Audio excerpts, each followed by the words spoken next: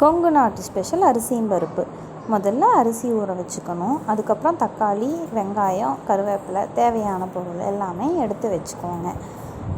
அரிசியும் பருப்பும் ஒரு அரை மணி நேரம் ஊறுனா போதுமானது. அதுக்கப்புறம் ஒரு குக்கர் எடுத்துக்கணும். ஒரு குக்கரில் முதல்ல ஒரு 2 ஸ்பூன் ஆயில் விட்டுக்கணும்.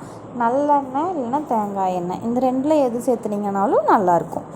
அதுக்கப்புறம் எண்ணெய் கொஞ்சம் நல்லா காஞ்சோடனே கடுகு போட்டு கடுகு நல்லா பொரிஞ்சு வரணும்.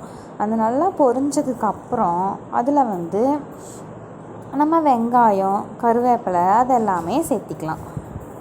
முதல்ல கடுகு நல்லா பொரியட்டும். கடுகு நல்லா பொரியிற வரைக்கும் வெயிட் பண்ணணும். அதுக்கப்புறம் வெங்காயம், கருவேப்பிலை, மிளகாய் எல்லாம் போட்டு சேர்த்திட்டு நல்லா வணக்கி விட்டுட்டு இஞ்சியும் பூண்டும் நம்ம தட்டி வச்சுக்கணும். இஞ்சி பூண்டு எடுத்து வச்சுருந்தோம் இல்லைங்களா, அதை நல்லா தட்டிக்கணும். தட்டி எடுத்து அதையும் சேர்த்திக்கணும். அது கொஞ்சம் நல்லா பச்சை வாசம் போகிற வரைக்கும் வணக்கி விட்டுட்டு கூடவே நம்ம தக்காளி சேர்த்தணும். அடுத்தது ஃபஸ்ட்டு இது நல்லா பச்சை வாசம் போகிற வரைக்கும் பொன்னிறமாக வணக்கணும். இஞ்சியும் பூண்டும் பச்சை வாசம் கம்ப்ளீட்டாக போகிற வரைக்கும் வணக்கணும். வணக்குனதுக்கப்புறம் நம்ம உப்பு தேவையான அளவு எவ்வளோ வைக்கிறீங்களோ அதுக்கு உங்களுக்கு அளவு தெரியும் இல்லைங்களா, அந்த அளவுக்கு உப்பு எடுத்துக்கணும். உப்பு போட்டதுக்கப்புறம் உப்பு கொஞ்சம் நல்லா கலக்கி விட்டுட்டு நம்ம தக்காளி எடுத்து வச்சுருந்தோம் இல்லைங்களா, அதையும் உள்ளே போட்டு நல்லா வணக்கி விட்டுக்கணும். இந்த தக்காளி, வெங்காயம் அது எல்லாமே நல்லா வணக்கி விட்டுக்கணும். கொஞ்சம் நல்லா கிளறி விட்டுட்டே இருங்க, அடி பிடிச்சிடக்கூடாது. தக்காளி வெங்காயம்லாம் நல்லா வணங்கி அந்த எண்ணெய் பிரிஞ்சு வர்றது நம்மளுக்கு தெரியும். நல்லா தெரியுது பார்த்திங்களா எப்படின்னு. இந்த வெங்காயம், உப்பு எல்லாமே மிக்ஸ் ஆகிற அளவுக்கு வெங்காயம், தக்காளி, உப்பு எல்லாமே மிக்ஸ் ஆயிடணும். அதுக்கப்புறம் மஞ்சள் தூள் கொஞ்சமாக போட்டுக்கோங்க. மிளகாத்தூள் காரத்துக்கு ஏற்ற அளவு. ஆல்ரெடி ஒரு மிளகாய் போட்டிருக்கோம், அதனால் பார்த்துக்கோங்க. இந்த சாம்பார் தூள் தான் அரிசியும் பருப்புக்கே கொஞ்சம் டேஸ்ட்டு கொடுக்கும், அதனால் அதை கொஞ்சம் நிறையா போட்டுக்கோங்க. அதையும் நல்லா மிக்ஸ் ஆகிற மாதிரி எல்லாம் தக்காளி வெங்காயத்துக்கூடலாம் அது மிக்ஸ் ஆகிற மாதிரி நல்லா போட்டு இது பண்ணிக்கோங்க. கொஞ்சமாக தேங்காய் சின்னதாக அறுத்து போட்டிங்கன்னா அது சாப்பிட்ற போது அந்த தேங்காய் நம்ம வாயில் கடிக்கும்போது நல்லாயிருக்கும். அப்புறம் நீங்கள் ஊற வச்ச அரிசியும் பருப்பும் எல்லாமே ஃபுல்லாக எடுத்து எவ்வளோ அரிசி பருப்பு ஊற வச்சுருக்கீங்களோ அதையும் இதில் போட்டுக்கலாம்.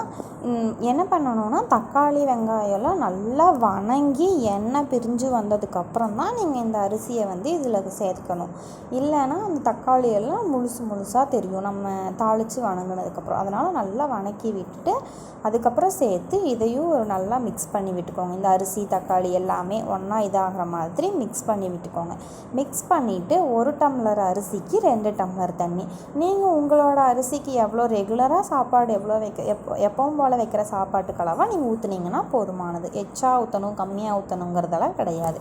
நல்லா ஊற்றி அதையும் கொஞ்சம் நல்லா மிக்ஸ் பண்ணி விட்டுட்டு அந்த அரிசி சாப்பாடு எல்லாம் மிக்ஸ் ஆகிற அளவுக்கு மிக்ஸ் பண்ணி விட்டுட்டு நீங்கள் குக்கர் போட்டு க்ளோஸ் பண்ணி விசில் போட்டுடலாம். விசில் போட்டதுக்கப்புறம் என்ன பண்ணணுன்னா 3 விசில் விட்டிங்கன்னா அளவாக இருக்கும். நீங்கள் 2 விசில் விட்டிங்கன்னா கூட போதுமானது தான். 3 விசில் விட்டிங்கன்னா ரொம்ப குழஞ்ச மாதிரி ஆயிரும். அதனால் நீங்கள் 2 விசில் விட்டுட்டிங்கன்னா அதுவே போதுமானது. இப்போ நம்ம ஓப்பன் பண்ணி பார்க்கலாம். பாருங்கள் எவ்வளோ சூப்பராக வந்திருக்குன்னு. பிரியாணி மாதிரியே டேஸ்ட் கொடுக்கும். நீங்கள் நல்லா மிக்ஸ் பண்ணி விட்டுக்கோங்க. ரொம்ப மிக்ஸ் பண்ணிங்கன்னா சாப்பாடு குழஞ்ச மாதிரி ஆயிரும். அதனால் மேலே அப்படி நல்லா கலக்கி விட்டுக்கோங்க.